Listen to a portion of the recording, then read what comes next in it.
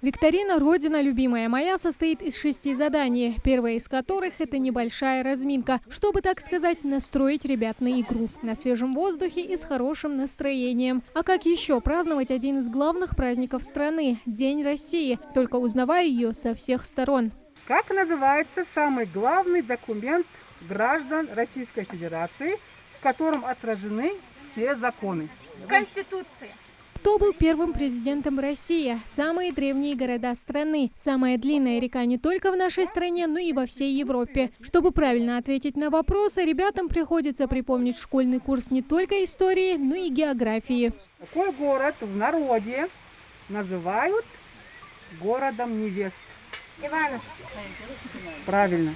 Это в обычной жизни они друзья-товарищи, но только не на интеллектуальном ринге. Здесь они команды «Факел» и «Патриот». Ведь каждый правильный ответ в викторине – это плюс 1 балл в копилку. Ясмина Зангеева – капитан команды «Факел». В юноармейском движении недавно, а в такой увлекательной викторине так вообще первый раз.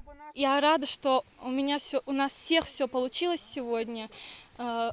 Самое большое, что мне понравилось, это наша сплоченность, наша дружба. Сегодня узнала, что такое быть настоящим патриотом, любить свою родину и всегда быть достойным доверия своей родины. Затем, чтобы все проходило гладко и без нареканий, все это время следило строгое жюри. И когда игра подходит к концу, судьи подсчитывают голоса и уже готовы вынести свой вердикт. Победивших и проигравших нет, ведь сегодня победила дружба. Воспитать чувство патриотизма, уважения и гордости к своей родине с малых ногтей. Организаторы ставили целью сегодня именно это.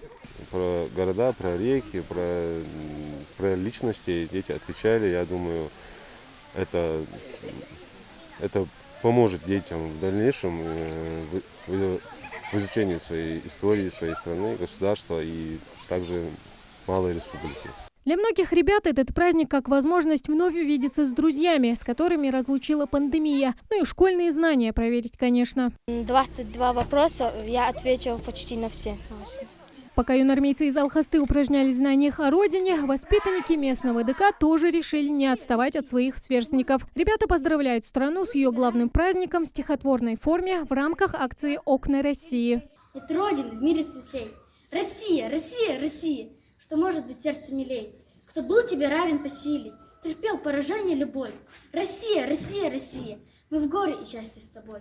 Россию, как синюю птицу, тебя бережем и чтим. А если нарушат границу, мы грудью тебя защитим.